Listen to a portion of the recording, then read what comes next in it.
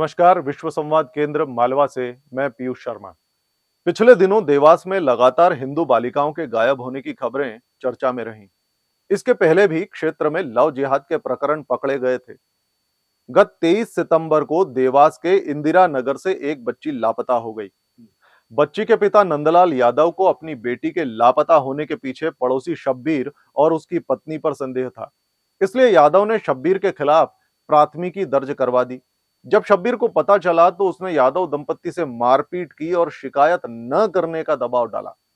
Police महकमे ने यादव की सुनवाई न करते हुए उल्टा यादव को ही गिरफ्तार कर लिया। इसके चलते यादव परिवार जन सुनवाई में जा पहुंचा, जिससे पुलिस हरकत में आई और बच्ची को बरामद कर लिया गया। नायता मुंडला से बरामद की गई बालिका ने अपने बयानों में बताया कि वो बहुत पहले शब्बीर और उसकी पत्नी के संपर्क में थी।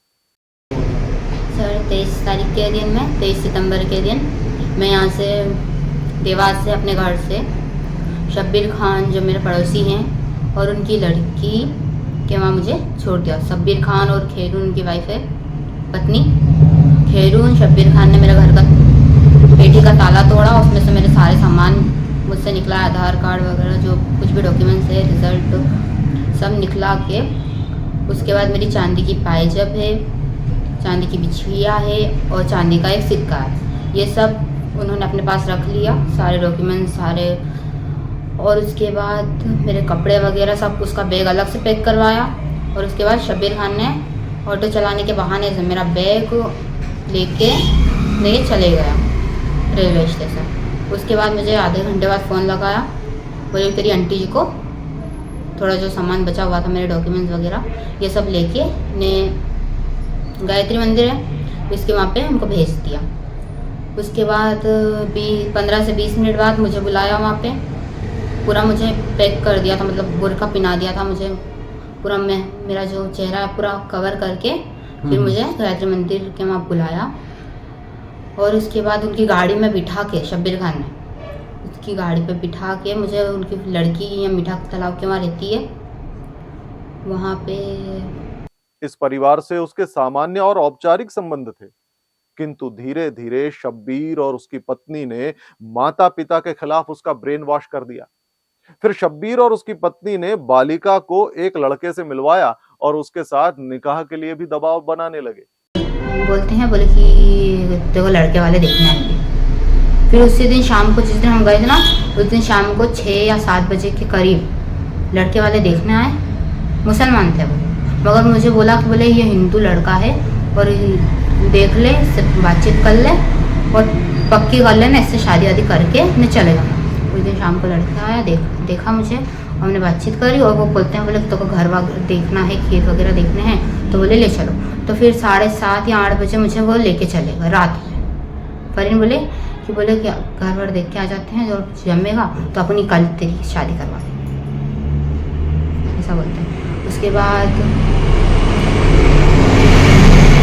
लेके गए, लड़के से मिलवाया, बातचीत करवाई और फिर उसके घर लेके गए मुझे 8 बजे लड़के के। तो फिर मैंने देखा तो वो मुसलमान थे सब, उसकी मम्मी को देखा, पापा को देखा, सब ऐसे दिख रहे थे, सबकी बड़ी बड़ी दाढ़ी नीचे थे, उसके भाई की, उसके पापा की, और उसकी मम्मी ने काले कलर का ड्रेस पहना हुआ था। और वो सब चाची थी वो, मतलब हाँ मुसलमान जैसे थे वो, और मुसलमान ही थे। तो फिर मैंने बोला कि फरीन तुमने तो हिंदू बोला था कि लड़का हिंदू है, और उसके घर वाले बोले। 23 सितंबर को जब यादव दंपत्ति मजदूरी करने गए हुए थे, उसी वक्त शब्बीर और उसकी पत्नी ने बालिका को उसके भाई बहन को मार देने की धमकी दी और एक झूठा पत्र भी लिखवाया, जिसमें माता पिता को छोड़ मौसी के घर जाने की बात लिखी गई।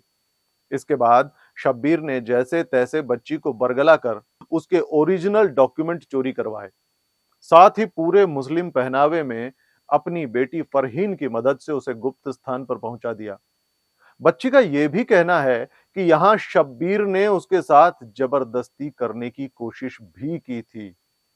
इसके बाद शब्बीर ने बालिका को अपनी पूर्व पत्नी खाजन के पास मंदसौर पहुंचा दिया और अन्य मुस्लिम लोगों के साथ मिलकर बालिका पर कन्वर्जन अर्थात धर्म परिवर्तन करने का दबाव डाला। साथ ही उसे बेचने के प्रयास भी किए गए। बालिका ने बताया कि वहां मुस्लिम लड़कों के बीच उसकी बोली लगाई जाती थी। बालिका के अनुसार उसे 50,000 रुपयों के बदले एक अन्य लड़के के साथ रखा गया और नकली आधार कार्ड बनाने के लिए इंदौर के खजराना भी लाया गया। यह काम सद्दाम नामक एक लड़का करने वाला था, किंतु मामला गर्म होने के बाद उसे वापस मंदसौर भेज दिया गया। मामले को बिगड़ता देख शब्बीर ने लड़की से एक झूठा पत्र और लिखवाया, जिसमें लड़की के पिता पर ही बुरी नीयत का आरोप लगा दिया गया। इंदौर के बाद छिंदवाड़ा में भी नकली आधार कार्ड बनवाने के प्रयास किए गए। तो क्या करा बेटा छिंदवाड़ा में 10 तारीख के दिन छिंदवाड़ा गई रात को। क्या बोल के भेजा? स्टेशन पे सो रही थी, मेरा सारा सामान चोरी हो गया, सब ऐसा बोलना बोले, झूठ बोलना बोले, और वहाँ जाके रहना और उनसे उनके जरिए आधार कार्ड बनवाना, जो सफल नहीं हो सके। इसके बाद बालिका को मंदसौर से वापस इंदौर लाकर 3 मुस्लिम लड़कियों के साथ पत्थर मुंडला में रख दिया गया। ये तीनों लड़कियां बालिका पर फिर कन्वर्जन अर्थात धर्मांतरण का दबाव डालती रही। जब बालिका ने इस्लाम कबूल करने से इनकार कर दिया तो उसके साथ मारपीट भी की गई। इसके बाद पुलिस हरकत में आई और बच्ची को अपने कब्जे में ले लिया। पूरे प्रकरण की बात की जाए तो एक बड़ा नेटवर्क सामने आ रहा है, जो देवास और आसपास के क्षेत्र में लव जिहाद की गतिविधि और धर्मांतरण को बढ़ावा दे रहा है। प्रकरण में मुख्य आरोपी शब्बीर, उसकी पत्नी, बेटी, दामाद और भाई अकिल के नाम सामने आ रहे हैं। प्रकरण का मुख्य आरोपी शब्बीर का व्यक्तित्व पहले से ही संदिग्ध है और वह पहले भी कई मामलों में लिप्त रहा है। समाज को यह संज्ञान में ले लेना चाहिए कि इस क्षेत्र में घटा ये कोई पहला प्रकरण नहीं है। यहां पहले भी युवतियां लव जिहाद के रैकेट में फंस चुकी है। तो ये थी देवास प्रकरण पर अब तक की रिपोर्ट।